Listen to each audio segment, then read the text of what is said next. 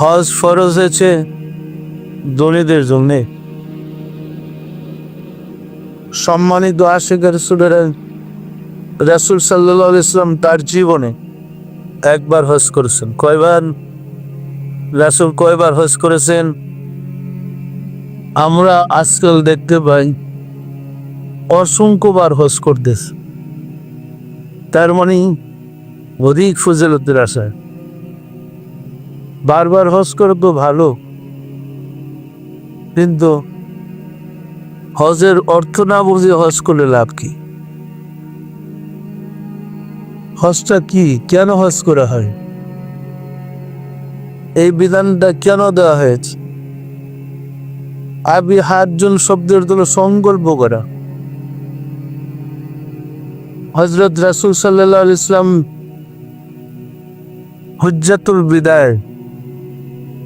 বিদায়ের হজে উম্মতে মুহাম্মদী যারা আছেন, আশিকে রাসূল যারা ছিলেন, রাসূলের যত উম্মত আছে সবার প্রতি নির্দেশ ছিল তারা যেন আরফাতের মাঠে ৯ জিলহজ জমায়েত হন। নির্দেশটা ছিল এরকম, যারা আরফাতের মাঠে পৌঁছার মধ্যে সমর্থ নাই তারা ব্যতীত প্রত্যেকে হজে আসতে হবে। যেমন অন্ধ তার জন্য না, ল্যাংড়া চলতে পারে না তার জন্য নয়, যারা অসমর্থ বুঝতে পারে না, শয্যাগত তার জন্য হজ ফরজ ছিল না। বিধানটা প্রত্যেক উম্মতি মুহাম্মাদি যেন হজের মাঠে আসেন, যারা অচল বিমারি তারা ব্যতীত।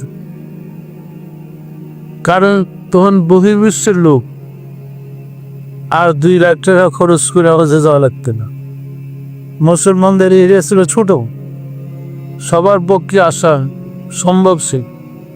আজকের দিন দিয়া ওই যুগের দিন বিলাইতে গেলেই বেসলে যাবি, পরিষ্কার না পরিষ্কার না। সুতরাং রাসূলের ইচ্ছা ছিল সমস্ত উম্মত আমি কত যেন ইসলাম গ্রহণ করে দিতে পেরেছি, আশিক রাসূল বানাতে পেরেছি, আমি তাদেরকে প্রাণ ভরে দেব এবং তাদেরকে সামনে রেখে উনি জীবনের শেষবারের মতো কিছু নসিহত করবেন, যাকে বিদায় হজের বাণী বলা হয়। এই বাণীতে তিনি প্রমাণ করেছিলেন, বলেছিলেন তার অনুসারীরা কিভাবে দুনিয়াতে চলবে, কর্মকাণ্ড কেমন হব, বিস্তারিত হজের বাণীতে আলোচনা করেছিলেন। আলোচনা শেষে বলেছিলেন, আমি কি আমার দায়িত্ব পরিপূর্ণ করতে সক্ষম হয়েছি? সমস্ত সাহাবারা বলেছিলেন, ইয়া রাসূলুল্লাহ, আপনি আপনার দায়িত্ব পূর্ণ করতে পেরেছেন, করেছেন। আল্লাহ রাসূল বলেছিলেন, আল্লাহ তুমি সাক্ষী থাকো।